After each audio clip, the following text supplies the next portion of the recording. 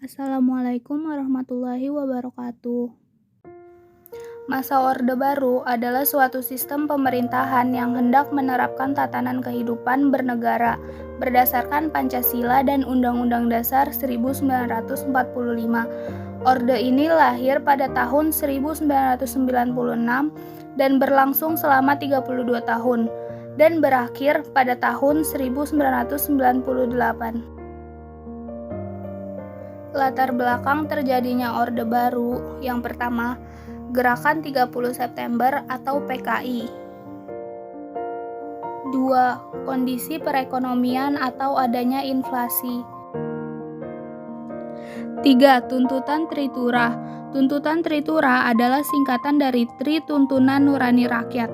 Isi tuntunan Tritura adalah pembubaran PKI dan ormasnya, pembersihan Dwi Kora dari unsur-unsur PKI, dan penurunan harga barang. Akhirnya, pada 21 Februari 1996, Presiden Soekarno mengumumkan perubahan kabinet, dan pada 24 Februari 1996 diadakan pelantikan anggota baru. Pada saat pelantikan, para mahasiswa, pelajar, dan pemuda memenuhi jalan menuju Istana Merdeka. 4. Supermar. Supermar adalah singkatan dari Surat Perintah 11 Maret. Presiden Soekarno menyusun Supermar untuk Jenderal Soeharto.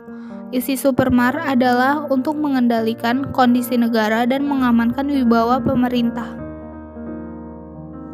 Ciri-ciri Orde Baru yaitu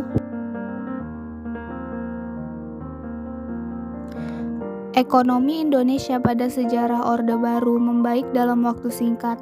Hal ini terjadi karena bantuan aliran modal yang dibuka lebar melalui konsorsium IGI.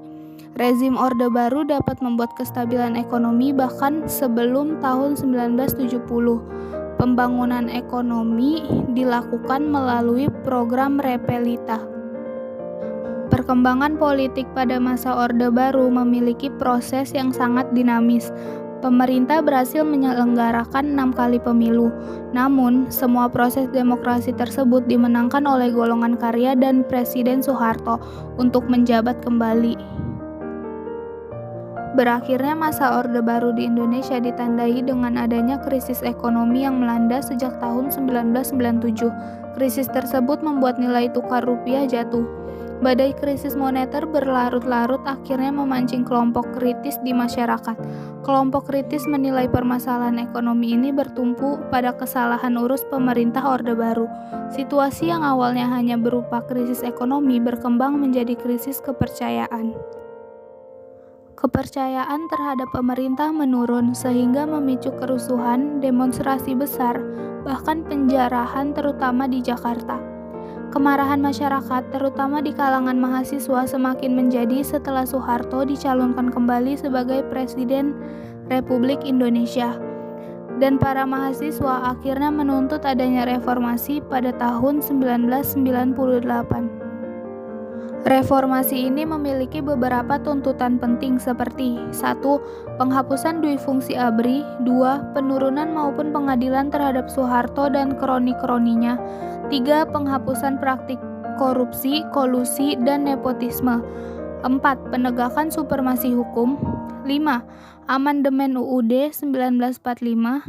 6. Pelaksanaan otonomi daerah seluas-luasnya. Melihat tuntutan reformasi semakin besar, Presiden Soeharto akhirnya mengundurkan diri pada tanggal 21 Mei 1998. Dan berakhirnya masa jabatan Soeharto inilah yang menjadi tanda runtuhnya Orde Baru dan berganti menjadi era reformasi.